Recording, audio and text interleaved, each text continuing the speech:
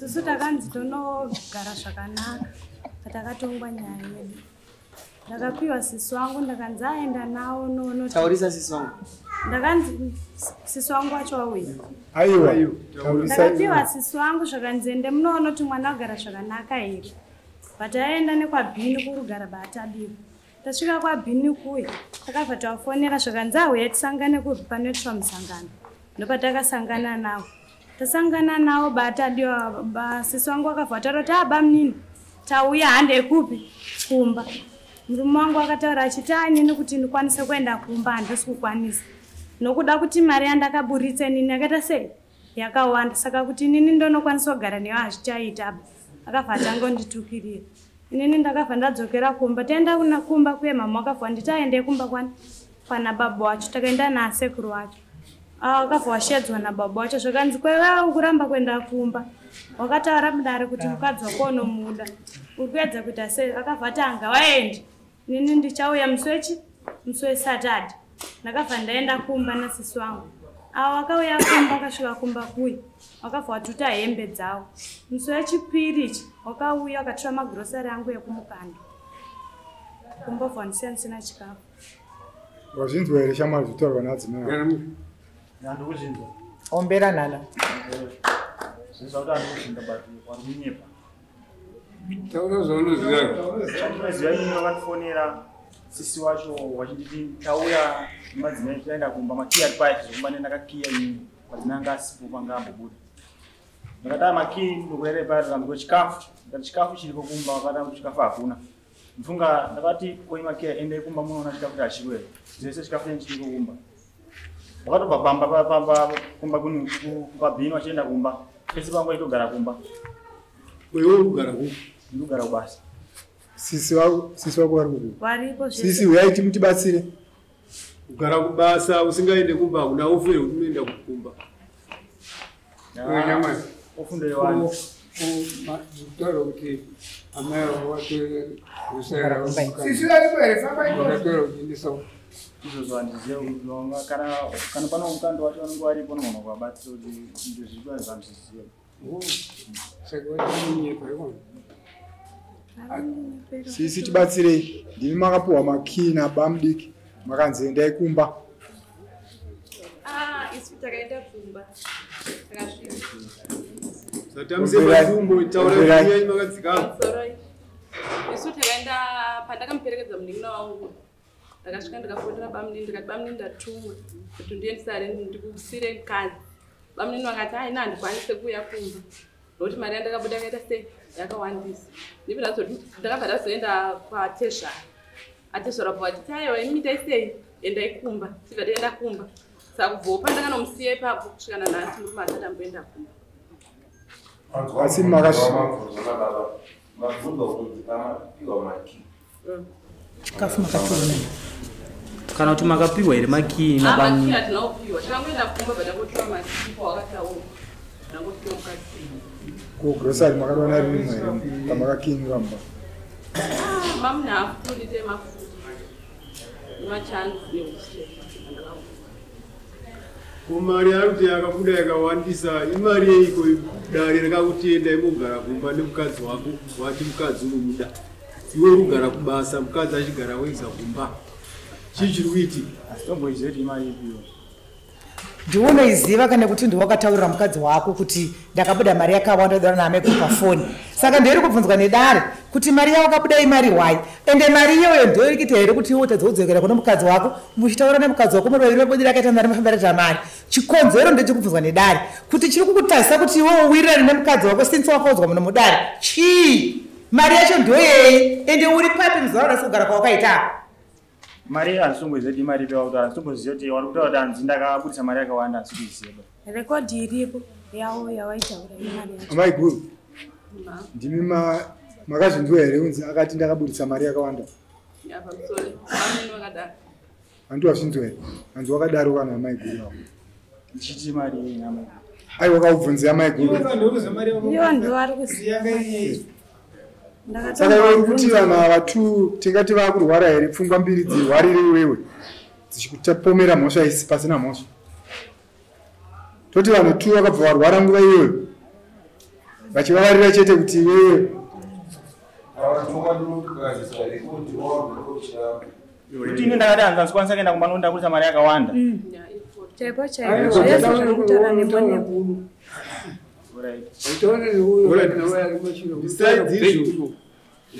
Watongwa muno mudare pano mwedzi ukagondere kumba kune mukadzi. Kumba ndakaenda. Kangani? Ndakaenda katunga kasvika mukadzi asike kumba chinzoti akaenda kumhondoro naamai wacho. Ukabva waita sei? Ukataurira anti mukadzi wangu ndaenda kumba hako anzi aenda kumhondoro. Ndakatoziya naamai wangu ini. Ndati mwangu kaenda kumhondoro wapo kwangu ndadzokera kubasa.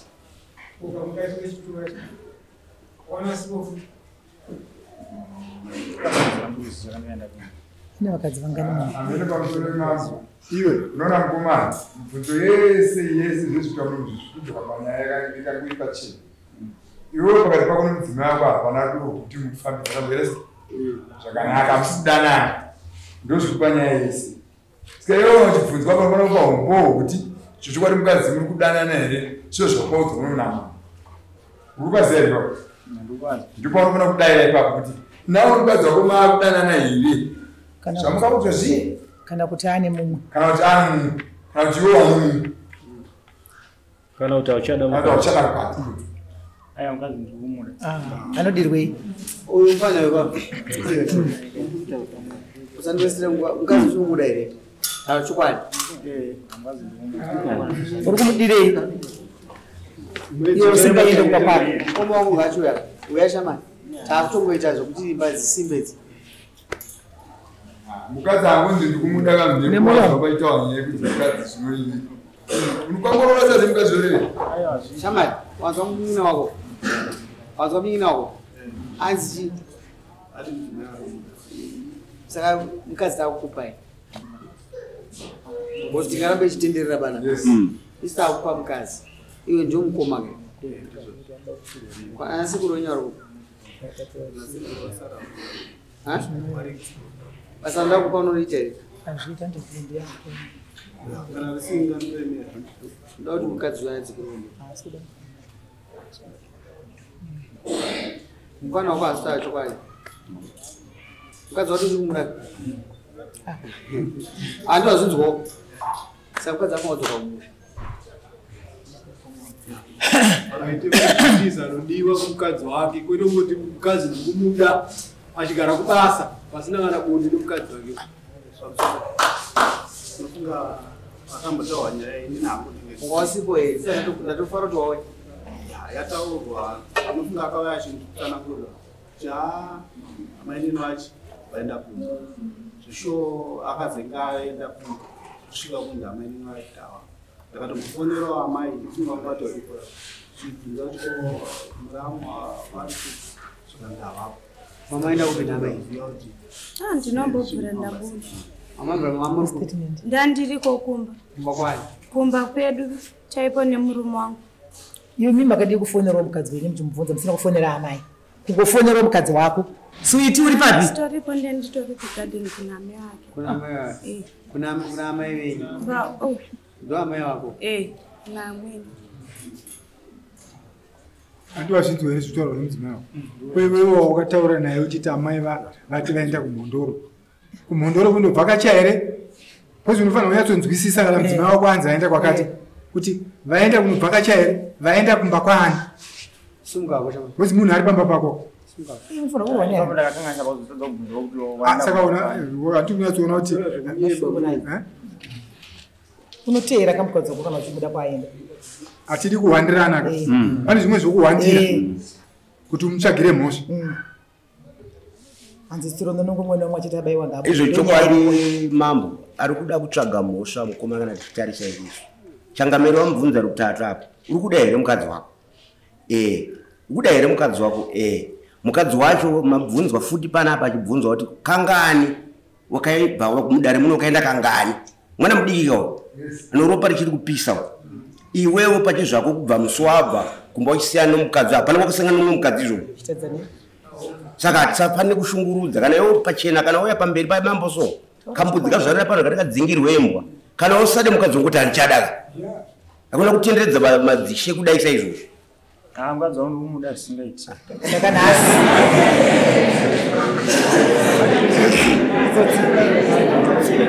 Amai. Ndinenda ncho ndinodzoka musi wa 16. Votiudza kuti pane zvachinja here. Ende tingataura izvi. Iwe mfana. Uraundinetsa. Araundinetsa mfana. Enda ikumba. Enda kuna bangura amene kumba na bangura. Nasi. Tatawana mama. Musi wa 16 mudzoke papi? Pana. Iwe akunzwa. Enda na amene kumba. Enda ikumba.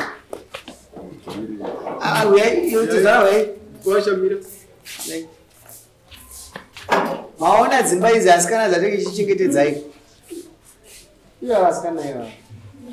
Wakuta zokuimbira ma. Ngachipire chizote zvaranya makwirira dare. Pamusoro ichangamira. Kukwira dare kukwira kuti mkwasha. Ataurisa izvi ndakwirira mkwasha wangu kuti andipe pfuma yangu. Inini ndikufunza nyaya dzakadai idzi. Zvakanaka. Kureva pfuma. Tembo zvakanaka. Pandinochifungidzira kuti inini ka tinge chipukanya dzimba idzi. Tamufasa mukwana kwasha. Mukadzi wangu ndomuda. Tizara pamufasa. Ndoda pfuma yangu izvozvo. Ameno pamwe ndinopenga. Bali mafungira angu ndinofunga kuti ka zvinhu zviri zvakamufasika pachinhu chimwe chete. Pane chimwe chiramba kupita pane chimwe changamira. Pamusoro ichangamira. Ndauchikumbirawo sekutaura kwamaita kuti mhuri dzangu dziende kunogara zvakaita sei. Ndakuchimirirawo ndoonawo kuti mukwasha wangu wachiona pfungwa dzake padziri chaipo chaipo ndipapa. Mazona ndoda mese. Ndamuona ndamufasa mfana. Afa mukadzi. Chimubvunze kuti kangani pawasangana mambo yemhuri kangani mfana. Handakudzora uchiperekedza zukuru wangu iwona ndikakuti iwe hapana uperekedza ndiani. Vakasikana. Wakusiya mukadzi wako waona kuti zvavamwe vanhu. Nyembe. Ndakabva ndazozviti vazukuru vangu vari kuperekedza.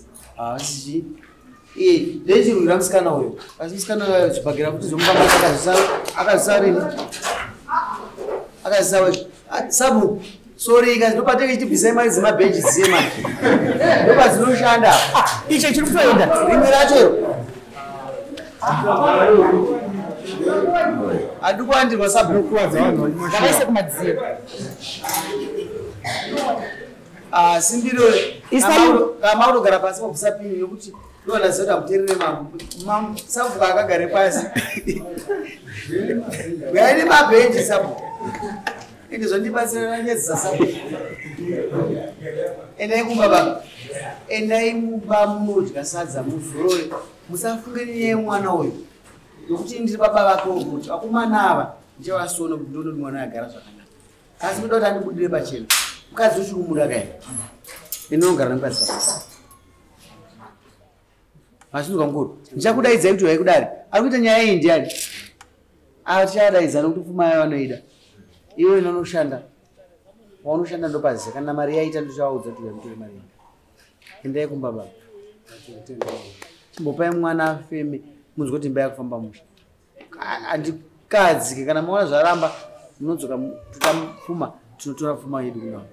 Ndati nini zvinhu zvacho tikazvifasira tikisa confusion vana vacho ivava.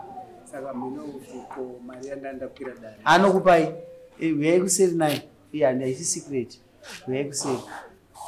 Anofanira kubhadhara mariyo. Mukutaura yenyu vakwira dare repfuma vakuti tichindidzorerai mari yacho ndimbofanira kuzorora. Uyai kuseri tichitaura. Ndimbofema. Zviri kwauri kana muda kuti titaura nyaya yepfuma yacho patangoitaura. Zvakanaka kuti umbofema kuchita zvimwe zvinhu. Kunyepere nei? Ndizvozvo. Saka chifu atende kuseri. Chibude tenderai nemupurisa wenyu.